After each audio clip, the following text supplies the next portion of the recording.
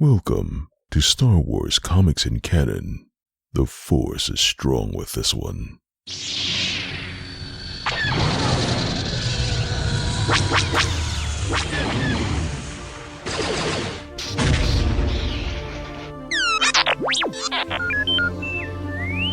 Hello there and welcome to Star Wars Comics in Canon, your guide to the wider Star Wars canon through the comic book lens. And to take you on this journey, I'm your host, Mike Burton.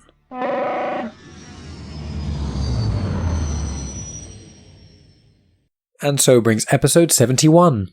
So then guys, this week I am tackling the second volume of Doctor Aphra comics from the 2020 run, and it's called The Engine Job. Now if you haven't listened to the prior episode of that, I do recommend you go back and listen to it. It was episode 67 of Star Wars Comics in Canon where I tackled the first full volume, and any of you guys who have been listening to the show for a little while will know that I'm doing the War of the Bounty Hunters stuff. Now, these first two volumes of 2020 Aphra comics take place before War of the Bounty Hunters, and actually the final issue in this batch, issue number 10, is actually the War of the Bounty Hunters prelude, which I already tackled on episode 60 of Star Wars Comics in Canon. So if you want to listen through a chronological order, it's going to be episode 67, then this episode 71, and then episode 60. And then if you want to follow on with the War of the Bounty Hunters things I've been doing, then there's also episode 64 and 68. Plus, next week I'll be doing the next batch of War of the Bounty Hunters, I think. So, that's a little bit of the background information, and if you haven't joined the show before, I will clarify that I'm going to talk about the main plot points of the story, go through like in a bullet point sort of way, and I'm going to talk about the many connections to other Star Wars content. So this can either work as your entrance into the comics if you don't have the time or the money or whatever to read them all, or it serves as a guide if you're reading along with me, or if you've already read the comics and you just want a refresher or see what things you may have missed. So with that in mind, let's get on to the information about the comic itself. So I said it was the 2020 run of Doctor Aphra comics, which is the second run of Doctor Aphra, and this is going to be issues 6, 7, 8, 9 and 10. Issue number 6 was released in November 2020, issue number 10 was released in May 2021, and the trade paperback collection was released in August 2021. The writer for this is Alyssa Wong, the inker is Victor Olazaba, the colour artist is Rachelle Rosenberg, and now the pencilers. So for issue 6, it was Robert Gill and Ray-Anthony Height. Then for issue 10, Ray-Anthony Height just did that by himself.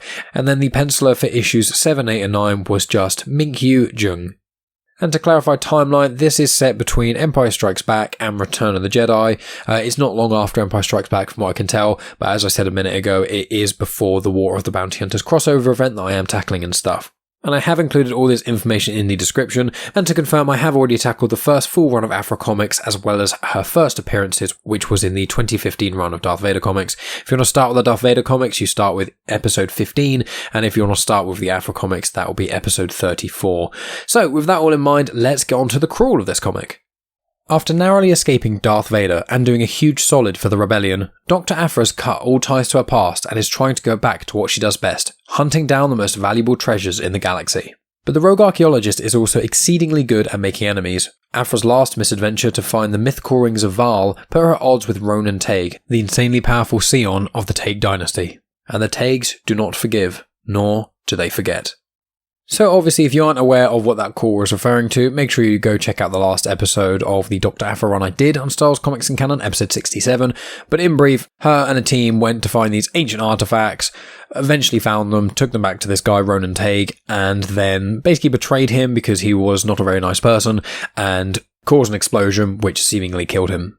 So issue number 6 starts with Aphra captured by Just Lucky and Carrack. Now Carrack is this almost praying mantis person. I couldn't find confirmation of their species online, and they don't pop up very much, so I'll leave it at that. Just Lucky, he is a character who I think has been introduced in this 2020 run of Doctor Aphra comics. I'm starting to like him more and more as the series goes on, but he's only in each Aphra comic for maybe like a 6th of the comics. So now that this is like the 6th issue, I feel like I've had like one full comic of the character.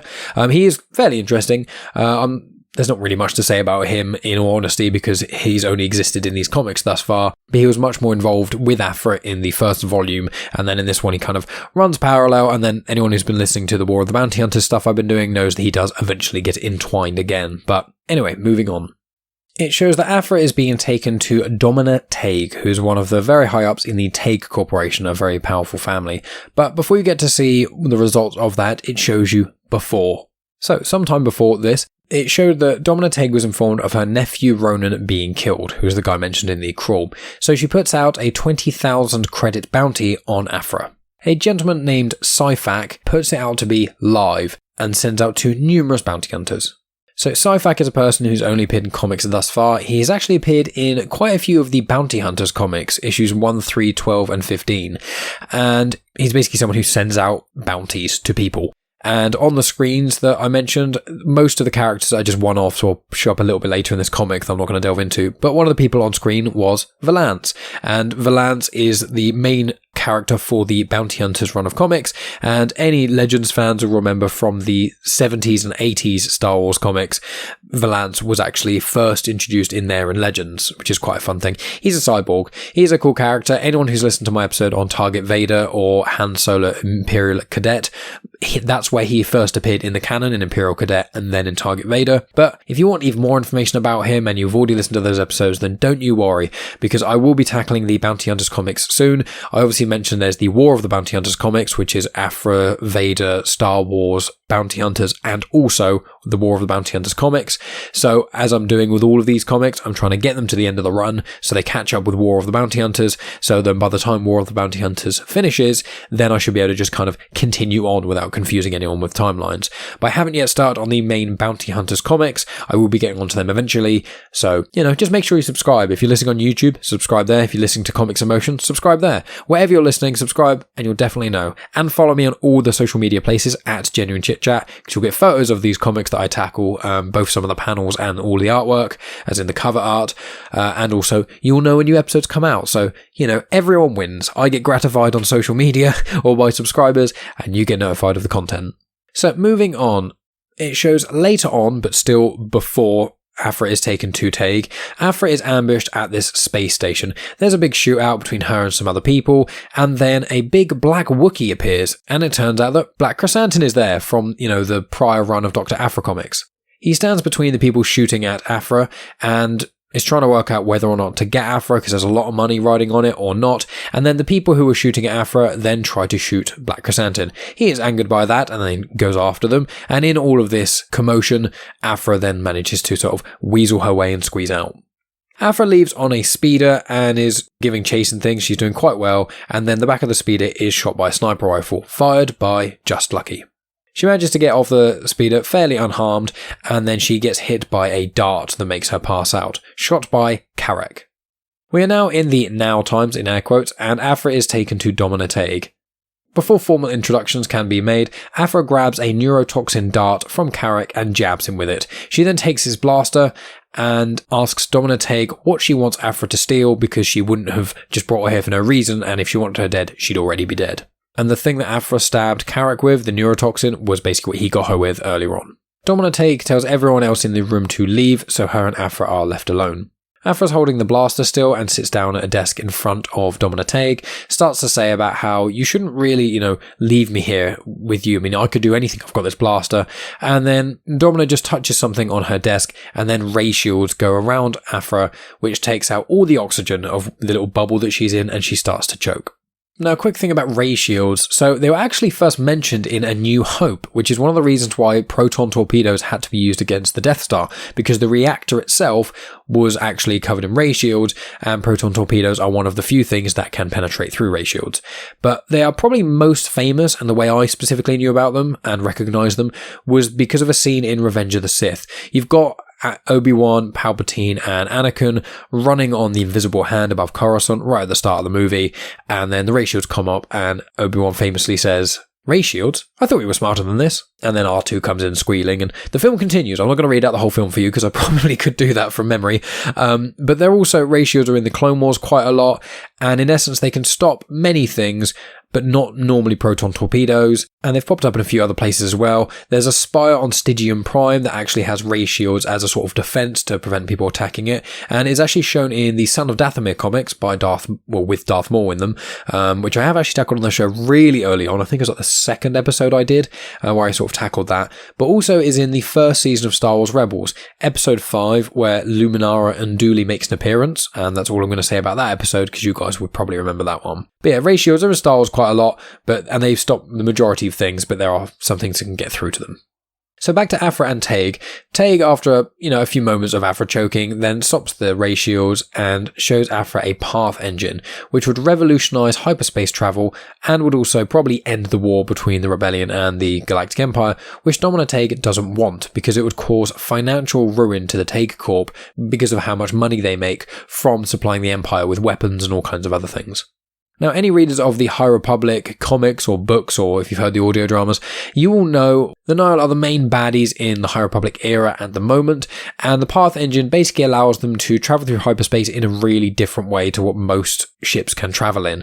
It allows them to travel through hyperspace when they're sort of in orbit of a planet, in weird and wonderful places. They can dart around battlefields and stuff. It's a very unusual technology, and it definitely gives the Nihil a big step up against a lot of the competition when they're fighting in the High Republic.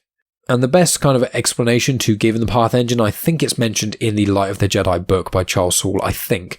In essence, imagine you're walking through a forest and all the hyperspace lanes, which is where every other ship travels when they go through hyperspace, they are basically gravel paths in a forest. And everywhere else is like trees and things. So you're traveling along these sort of paths in essence, and you can maneuver around the forest. Now, what the Nihil Path Engine does is, in essence, you can make your own paths. So if shortcutting across, like cutting a corner off in essence, for most people traveling through hyperspace, it would be too much because you don't know what debris is there. The lane hasn't been, in air quotes, carved out, so it hasn't been checked to make sure there's not going to be any pieces of shrapnel or planets in the way or anything like that. So the Nihil Path Engine basically just creates its own paths so that you can travel through hyperspace far quicker. I may have butchered that analogy, but I think you guys get the gist. So that is basically what this whole arc is all about. That's why it's called the Engine Job, because it is about this Nihil Path Engine, which the High Republic is about 250-ish years before this. So they mention it hasn't been seen for centuries, so one would guess about 200 years. So this comic ends with Domina Taig saying she wants more information on this Path Engine to find out if it will actually work or not, so she asks Aphra to go and find out in essence. And Aphra says, can she take someone with her that isn't in Domina Taig's pocket that also hasn't betrayed Aphra in recent years? Taig makes a comment saying like, is there anyone available? And then it shows the final panels being Sana Starros. Now, Sana Starros, you guys, if you've been listening to this show for a while, you'll know who Sana Starros is. She's an incredible character, one of my favourites from the comics. She's primarily in the 2015 run of Star Wars comics. She's in quite a few arcs here and there. She's a smuggler. She was involved with Han Solo for a while. She even had a thing with Aphra for a while. They had a past together. And she's a really interesting and cool character. I really like her. I'd love her to be in live action or show up in more things. But at the moment, she's only really been in the Aphra comics and the Star Wars comics. I also want to flag as well the Taig Corp. I mentioned it in the previous episode of this Aphra run I tackled, but you guys should remember the name Taig because Cassio Taig was a name of one of the Imperial officers at the start of A New Hope in the room on the Death Star when Darth Vader enters and Tarkin enters. He warns that the Death Star, if they've got plans to it, the rebels may be able to destroy it, there may be a weakness, etc., etc. And then Cassio Taig does also show up again in the 2015 Darth Vader comics. He serves as kind of an antagonist, which is where Doctor Aphra actually first came to life, as it were, as where her first appearances were in those comics. So nice little connections here and there. And with that all said, let's move on to the next comic, which is comic number 7. So it starts with Sana Starros noting that someone is in her flat or apartment, however you want to word it. She lunges at someone against the wall and it shows it is Aphra. Aphra says she's trying to find this artifact and believes that it came through Corellia, and she wants some info from a local, so she wants an introduction to Lady Proxima. Now, Corellia, you guys should know that name. I think it's in Legends a fair amount, but in the canon, because obviously that's what I'm focusing on, it is in Solo, a Star Wars story. It is Han Solo and Kira's home planet, plus Wedge Antilles and the bounty hunter Dengar from there. There's quite a few other people from Corellia. It's a core world, and there's like 3 billion people on there. So it's kind of a little bit like Earth in some ways, the biomes, etc. It's got forests, but it also has industrial places and deserts and etc. So imagine it almost like a smaller Earth, and because it's in the core systems, there's a lot of people and a lot of trade in and out of those things. And a couple of fun facts about this, just showing how similar it is to Earth, and I think this is intentional. Their days are 25 hours long, and their years are 329 days long. So it's not that different from here on Earth. Also, the Millennium Falcon was built on Corellia. And another fun little fact about it, there's actually a couple of scenes on Corellia that were actually shot in my hometown where I'm currently living in Southampton. So anyone who's listening who's from the UK may know Southampton a little bit. It's right near the south of England, unsurprisingly. It's nearish to the Isle of Wight, and one of our claims to fame was the fact that the Titanic came by here before going off on its voyage and sinking, which is, depending how you look at it, depends on what you want to be remembered for. But I do like living in Southampton, but I did not know until doing this podcast, as in this episode, that they filmed some of Solo in Southampton. That's really cool. It just makes me quite happy, although I wish I could have seen it. And while on Corellia, and I mentioned Lady Proxima, she was obviously in the Solo A Star Wars Story movie right near the start, and she is a species called a Grindelid. She is 4.8 meters tall. They're from the planet Persis 9, and one of the people who is pursuing Solo for the majority of the movie, a character called Moloch, he is actually the same species. He is actually a Grindelid as well, although he's a much smaller one, and they managed to, I looked online, it's a bit hand-wavy, but in essence, he looks more like a humanoid because they can split their tail to kind of replicate legs. They just wear a lot of armor and a lot of clothing and things to try and hide their shape and trying to hide what they are. In addition, Grindelids are incredibly sensitive to light, and that is shown in Solo A Star Wars Story as well, because Han throws I think it's a rock at a window or a vent or something, and some light shines through and hits Lady Proxima. So the Grindelid, if anyone ever wants to know what species Lady Proxima is and what Moloch is, there you go. So at the request to meet Lady Proxima, Sana refuses Aphra and throws her out of her apartment. While this is going on, it shows that Just Lucky's contract with the Takes has been terminated due to Ronan being dead. So Just Lucky heads for Canto Bight Casino, where his brother, named Pac, is gambling. It shows that he owes a lot of money to a crime syndicate leader called Wen Delphis, and Just Lucky says that he will get it sorted out because Pac has got a black eye. So Just Lucky goes to this Wen Delphis person. The species isn't confirmed, but they're basically a female spider person, just a humanoid with lots of arms and lots of eyes that looks kind of spiderish. It's confirmed that Pac owes them a lot of money, so Just Lucky asks which target in mind they have to repay the debt.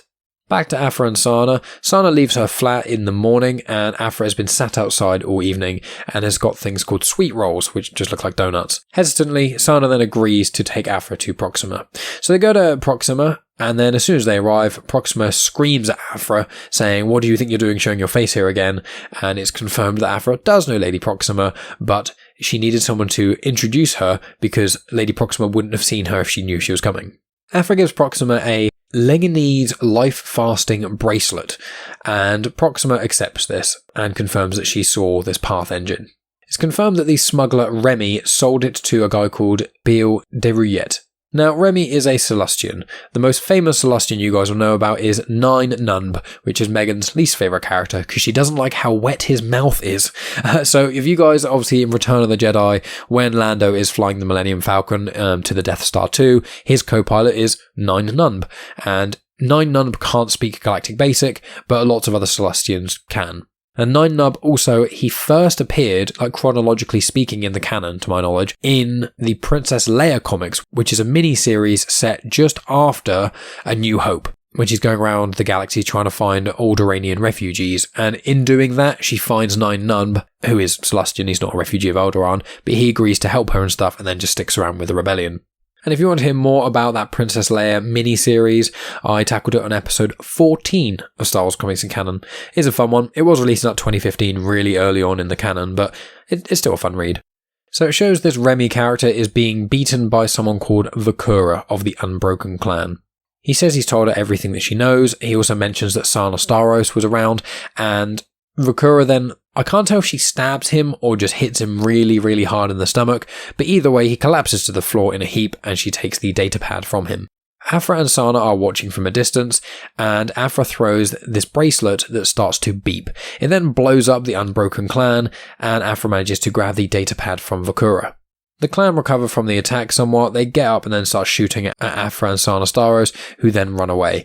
Aphra throws some more bracelets behind her, which shows are bombs, and Sana warns Aphra of the danger of Vukorah, which, as I said, is the leader of the Unbroken Clan. It's also confirmed that these bracelets that Aphra's throwing, they're just painted bombs. That's what she gave to Proxima. So Aphra slices this datapad that she's stolen, finds a new location, mentions about battlefields, and then Aphra and Sana manage to get to the Vault Cobra, which is Sana's ship, and fly away. So that's issue number 7 done. Let's move on to issue number 8. So Aphra and Sana are at a bar. They're speaking with an ortolan bartender. Now, ortolans are blue people, and I always describe people like this as almost like racist in the world of Star Wars. It's kind of like a blue elephant person. So you guys will remember from Return of the Jedi, because a lot of Return of the Jedi references in this, there's a famous character called Max Rebo of the Max Rebo band, and in Jabba's palace, you get to see Max Rebo there, in essence. They're quite cool little creatures. Sometimes they have 2 arms and sometimes they have 4. I think that's a canon inconsistency, but it's in the canon, so seemingly that's the case. And they're just blue humanoids with sort of long trunks, and yeah, there's not much else to describe them as. But a lot of fans of Star Wars know who Max Rebo is, so that's basically someone they speak to. This bartender confirms that Remy seemed to get the junk from an old ship, and he was bragging about it quite a lot. So Aphra looks out the window and sees lots of old ships that have been there for centuries that are stuck in trees, and it confirms that those are actually Nihil ships. So they're on a planet called Dolhar Hyde.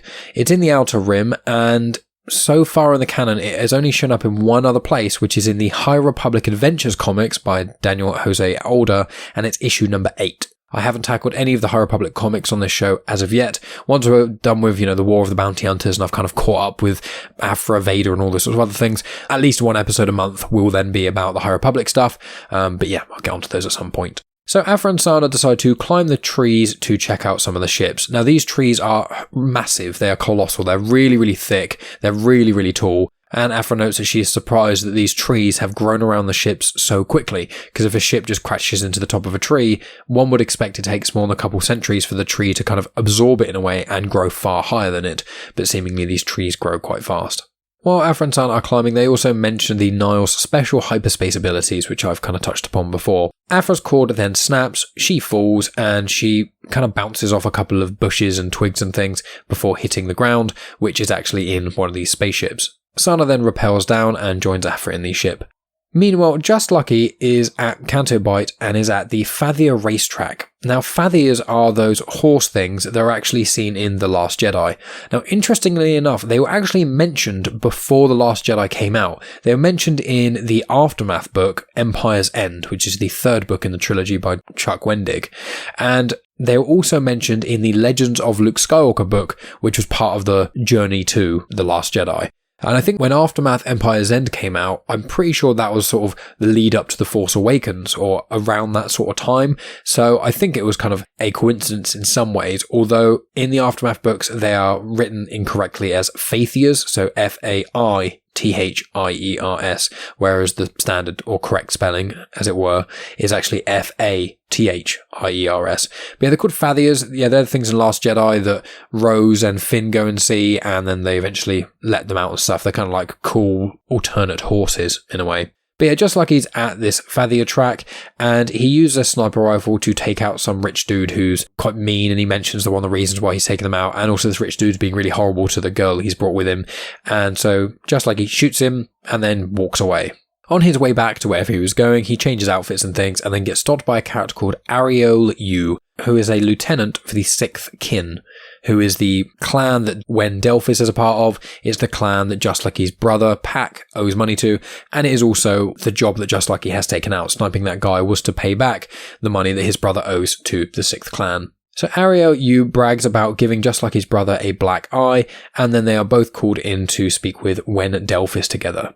So back to Aphra and Sana, they are talking, and Aphra manages to turn the ship on, and it looks quite different to the one that Beale Deruyet is selling, so Aphra is quite suspicious about it. Aphra says that he seems to only have a part of the Nihil engine, which then wouldn't actually work. She thinks that he's got like a small piece of the puzzle they're going to try and connect up to loads of modern stuff, and it just isn't going to work because there's nowhere near enough compatible technology connected to it. Before anything else can get said, there is an explosion, and it shows that the Unbroken Clan have followed Aphra and Sana. They're firing with their ships at this tree, things are shaking and exploding and things, and the leader, Vukorah, is yelling out to them. A bit of shrapnel hits Sana in the side, and then Vukorah says that they'll show them mercy if Aphra and Sana come quickly. But when you see that bit of dialogue come out, it shows what's happened back at the bar where that ortolan was, and it shows that all the people in the bar have been killed. Aphra starts yelling out to Vukorah, trying to stall and things, and while that's happening, they prep a grappling hook, dive back, and then Vukorah sees this, shoots one final blast into the tree, a massive explosion happens, the hook that Aphra and Sana threw misses, and then they start to fall in this kind of hollowed out tree trunk, and Vukorah notes that no one could have survived that, and then heads for Midar, which is where this Nihil path engine is. So that's where comic 8 ends. It's on a nice little cliffhanger, but, they're not really going to kill Doctor Aphra in the 8th issue of her own series in the second run. That would be very, very cruel. So, starting with issue number 9, unsurprisingly, Aphra and Sana are okay. They fell quite far in the tree, but the grappling hook they threw out that missed did wrap itself around a tree branch. Aphra uses some Bacta spray on Sana's wound, and then they slowly get back to the bar and then see all the people that have been killed. So, they head to Midar. Meanwhile, Domina Teig is told by a representative of the Empire that if this path engine works for the Empire, then they will reassess their relationship with the Teig Corps because they may not need them anymore. Back to Just Lucky, he is in a bar with Ariel Yu fighting off a couple of thugs. More so Ariel is doing that, and Just Lucky is chatting to a friend of his who's a Twi'lek bartender. Just Lucky is unsure why the two of them have been put together because Ariel is no diplomat, and then this Twi'lek bartender asks if Just Lucky and Ariel are getting back together, and Just Lucky says, never again, and the Twi'lek says, oh, you said that the last time. So obviously they have a little bit of history again. And I like that the Aphra comics do get into the sort of relationships and things in Star Wars a little bit more, because I find that there's a couple of books recently, like The Rising Storm, the High Republic book, that gets into sex a little bit, and I'll be talking about that in my book review that I'll be releasing in a while. I'm doing the Into the Dark book review next, and then I'll be doing that. But I do like it when they talk about those things in, a reasonable and respectful way, because it is something that's very big in people's lives, especially in Star Wars, but they just never really get spoken about because obviously the Jedi aren't really meant to do it, and because all the movies and a lot of the content is aimed at a slightly younger audience, you can't get into the intricacies and complications about being in relationships and especially things like sex. So when you get these little flashes, little moments of it, I do quite enjoy it. It makes me appreciate the characters a bit more. Makes them seem more human, When you do meet up with an old friend, there are those all sort of offhand comments about relationships and stuff. Or at least I know I get them quite a lot about some of my previous relationships. But I just thought I'd say that because I quite enjoyed that. So Just Lucky and Ariel then go after one of the thugs that managed to run away, and his name is Koz. He owes the Sixth Kin quite a lot of money, but then he gets surrounded by Just Lucky and Ariel and says that the Sixth Kin's days are numbered. Then, in this alleyway they're in, loads and loads of thugs then kind of come out the darkness and surround Just Lucky and Ariel. Meanwhile, Aphra and Sana are staking out the centre in which this Nihil Path engine is going to be showcased at. They notice that a couple of interns are getting CAF, so they go in there, knock out the interns, steal their uniforms, grab the CAF, and go and try and take it into one of the people inside.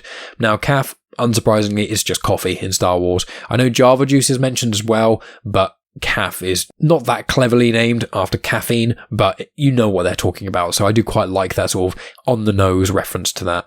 So as Aphra and Sana enter this centre, there's an engineer that is warning the guy, this Bayo Deruyet, that the path engine isn't ready and it won't work. Bayo isn't really happy with that and is kind of yelling and getting annoyed at this engineer, and then Aphra gives Bayo some CAF, and in doing so she sneakily grabs his keycard thing.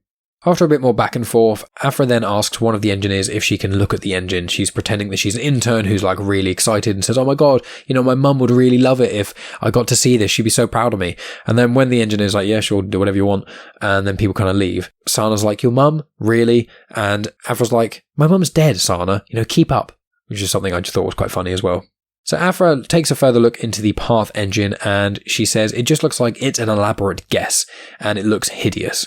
So Aphra and Sana then sneak into Bale's office, who is the guy who runs all this sort of stuff, and then sees the blueprints. And they note that the ship will actually blow up if all of this doesn't go right. And Aphra notes upon looking at the blueprints and things that none of it would actually work. In fact, it would actually likely blow up the engine and probably the whole centre that they're in if the engine gets turned on. They also see that this guy Bayo has bought himself a one-way ticket to Mon Cala, obviously showing that he's thinking if things go wrong, he's just going to try and disappear.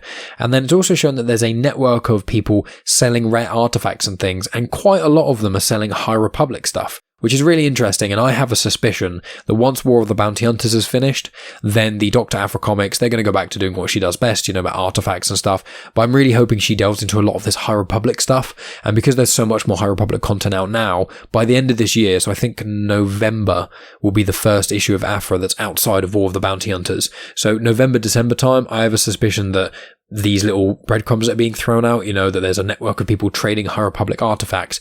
Aphra's going to get a hold of a lot of these things that will be stuff that we've either seen or are going to see in the High Republic content, which if that is the case, I am very, very excited because I love that sort of stuff.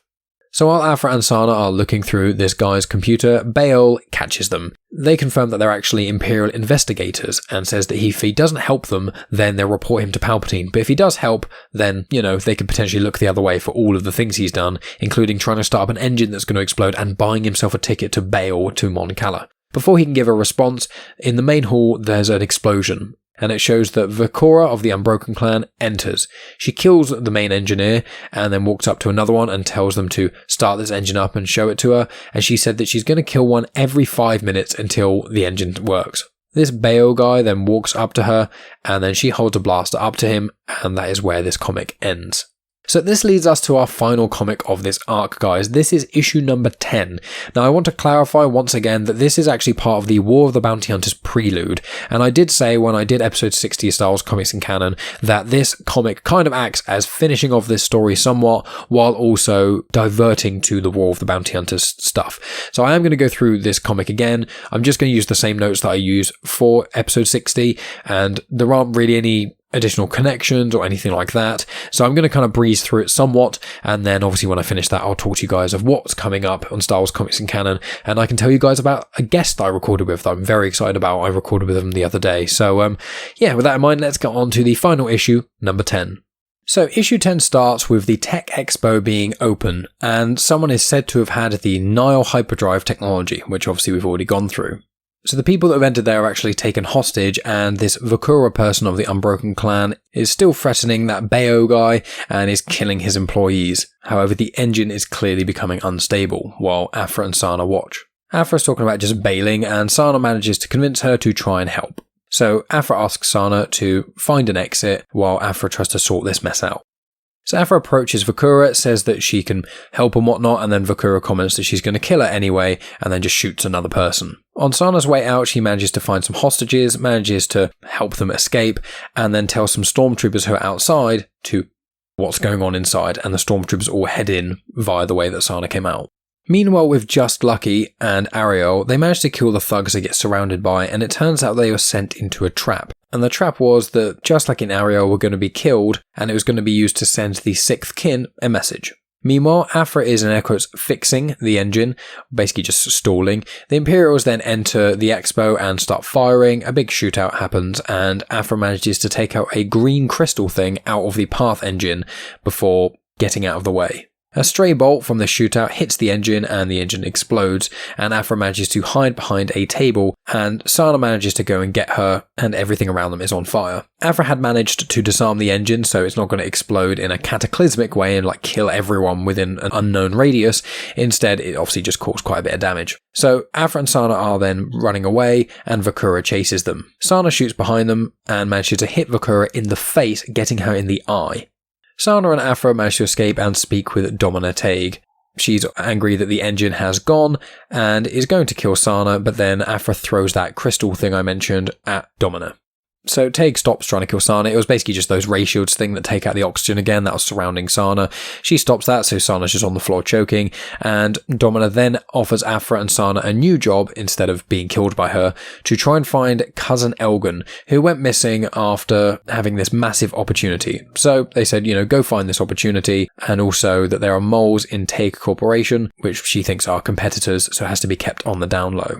It's confirmed that Aphra managed to copy the data from that crystal that she gave to Domina, and notes that at some point Domina will probably get the help of Aphra again to try and decode some of the data on the crystal, and obviously at which point Aphra will have already done that. And then the final panels of this sort of big arc and this comic show that Just Lucky and Ariel are told to go kill a traitor who has been the one betraying the sixth kin, and this traitor appears to be at the same place as Aphra and Sana are heading, and then the little preview thing shows Dirge.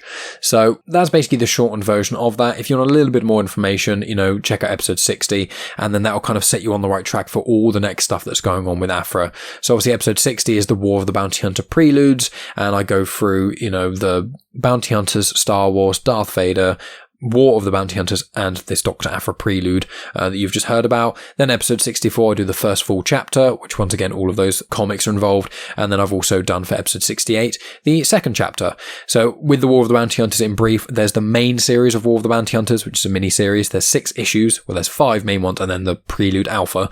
And then intertwined with all of those are going to be issues of the main ongoing runs within the Star Wars realm, which I've already just listed. Plus, there's normally like a bonus issue. There's been one about Jabba the Hutt. There's going to be an IG-88 one. There's Boosh, who is the person that Leia dressed up and pretended to be when she went into Jabba's palace in Return of the Jedi and was speaking with that voice decoder thing. So if you want the further stories of Aphra, as well as all the other stuff that's entangled, check out episodes 60, 64 and 68 of War of the Bounty Hunters. And if you're listening to this like a week or so after it's been released, then episode 72 should be out. And I believe I'm going to be doing the War of the Bounty Hunters Volume 3 for that as well.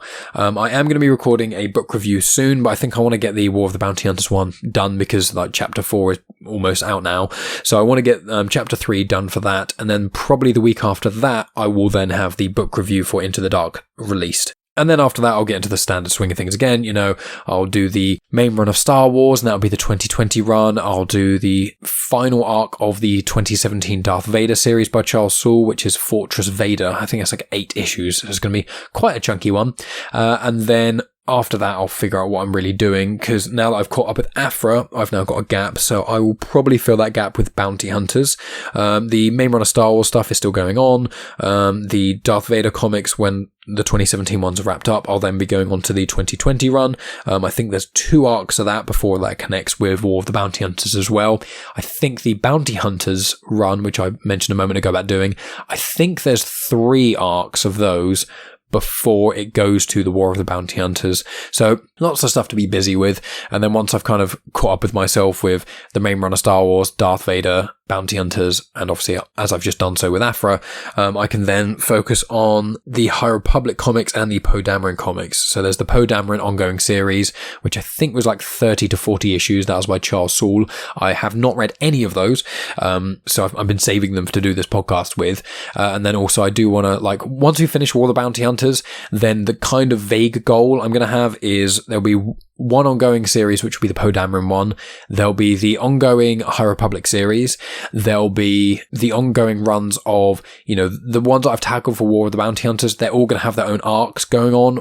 And I'll probably like kind of do one ongoing series per month. So there'll be like a Darth Vader one when that finishes. And then the next one probably be the Aphra arc when that finishes. Those sorts of things. But because War of the Bounty Hunters is going to finish in October, I presume it won't be until probably sort of January, February until I then start tackling the rest of the ongoing series, because arcs in these sort of runs are normally between 3 and 6 issues. It kind of depends on the run itself. And generally I like to try and do it together in the same way the trade paperback is, because I know a lot of you guys don't buy the issues when they first come out. Some of you guys use a Hoopla, and that normally has trade paperbacks. Some of you just buy the trade paperbacks. And it's just nice to kind of have that collection going instead of doing, you know, a 5-issue arc and then doing a one shot and then doing another 5-issue arc. It's kind of easier to kind of clump them together the way they do the trade paperbacks. But that is generally the sort of idea of what I'm going to be doing going forward. And, you know, also as the Poe Dameron one is only 30 to 40 issues, I think there's about 8 arcs in that as well. So that will do me for a while. With the High Republic, they've just finished the 2nd arc of that. So by the time War of the Bounty Hunters is finished, that'll probably be the 3rd arc being done with that.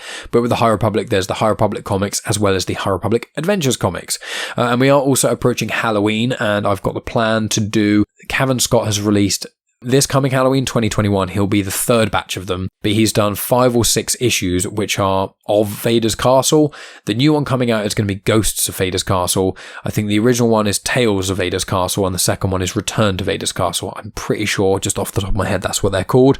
And they're like anthology horror comics, which are quite exciting to do. Obviously, me dictating them to this with you guys, it will take some of the horror element out of it, but that will be more so something that I want to kind of do some of the connections for, because Cavan Scott, once again, like like Charles Soule and a lot of these other authors are really good at sort of connecting the dots. I think him and Charles Soule generally like read all the Star Wars comics, so when they want to do connections to stuff, it's a lot easier because they can kind of just pull things out of their head rather than being someone who maybe doesn't read all the Star Wars comics and just does connections from either by accident or by, having to contact the story group and specifically asking them, what cool planet can I go to that's got water on it? And then they go, oh, Mon Cala, and they, that sort of thing. I don't know how many comics the other Star Wars authors read. This is me generally just giving my thoughts on the matter.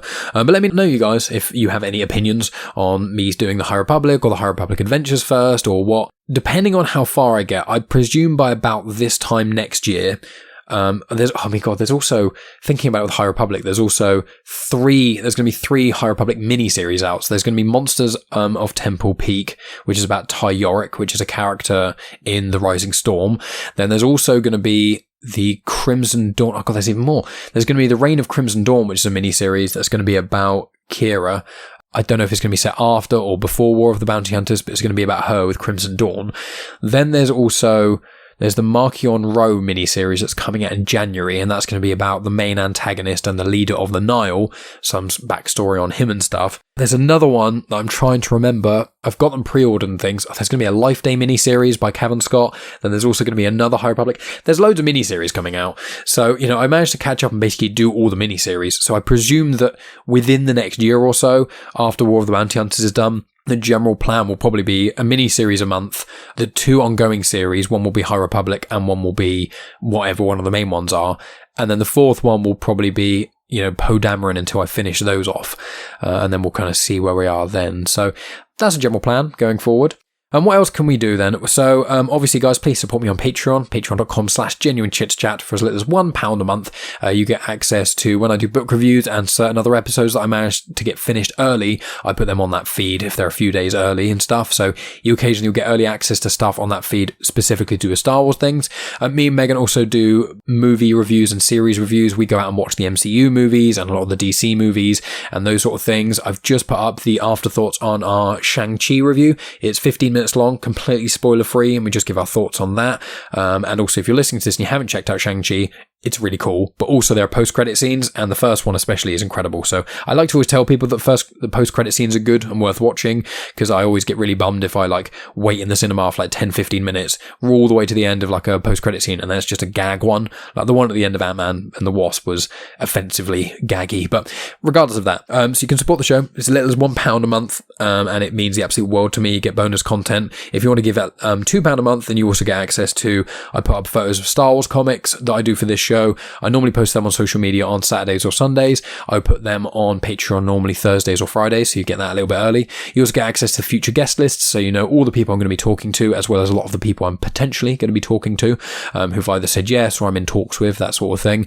You just get early access to lots of cool things, and it supports the show.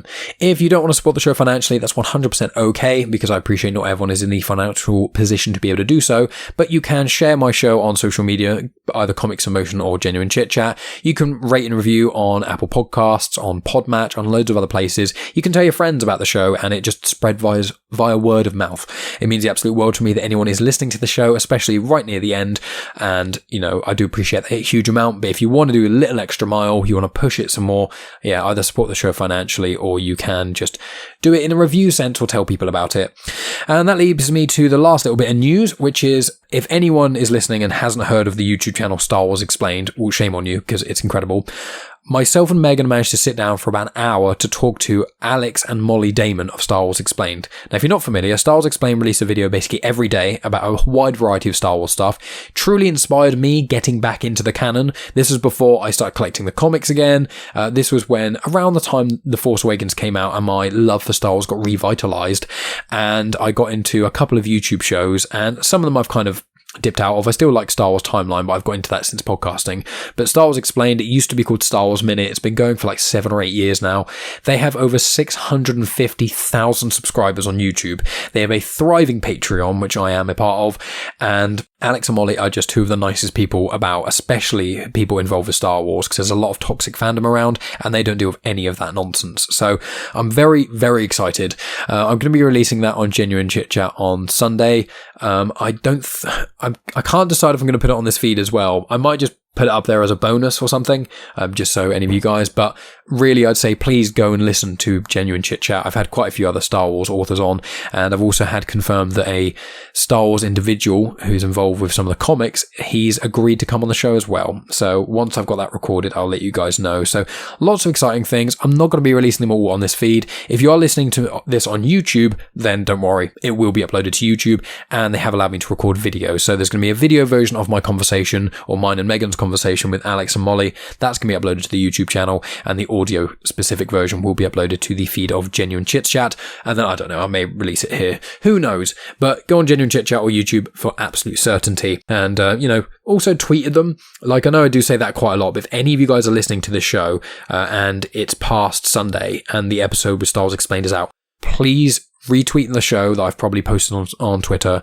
and tweet at Star Wars Explained saying how much you enjoyed the conversation, because these are some really heavy hitters in the Star Wars realm, especially in fandom, and I'm incredibly lucky to have even sat down with them and chatted with them. But if we can get the community around them to tweet at them and say how much you enjoyed my conversation with them, I just think it would get a whole new host of individuals to check out not only this feed of Comics in Motion or the Genuine Chit-Chat Star Wars YouTube show, but anything like that. It would just mean the absolute world to me. So if you're listening to this and it's the Saturday, keep your eyes peeled on my social media, and please tweet at Star Wars Explained. It would mean the absolute world to me. But yeah, that is going to be it from me, guys. I'm going to rattle on here for ages. Thank you so much for listening all the way to the very end. I appreciate each and every one of you, and I extra appreciate anyone willing to tweet and talk about the show on social media or support us on Patreon. And next week I'll be back with War of the Bounty Hunters, the third full volume, and then the week after that I should have the book review done for Into the Dark, and then I'm going to try and get a book review out every couple of months, but we'll see about that. Book reviews take a long time, and it's not quite as easy to do it in the same format I do it here. Here I just read comics, make notes, and then kind of go through it. A book review I have to kind of choose what information I do and don't give, and I normally break them apart into like spoiler tiers and things, so I will figure that out. Anyway, guys, thanks again. I love all of you. I'll talk to you next week, and as always, guys, may the Force be with you.